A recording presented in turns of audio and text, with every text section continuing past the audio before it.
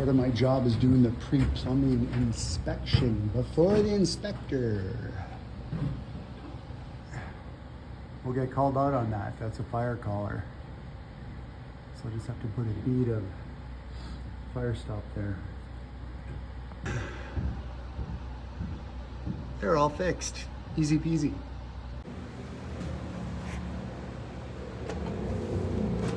This will fail. This needs to be filled in. It has to be a tight seal. And what the fuck is that? The guy that was doing the fire caulking just told me it's silicone-based fire caulking. It has to be the same, man.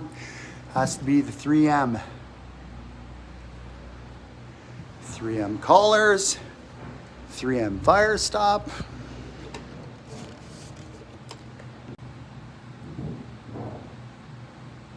He expects to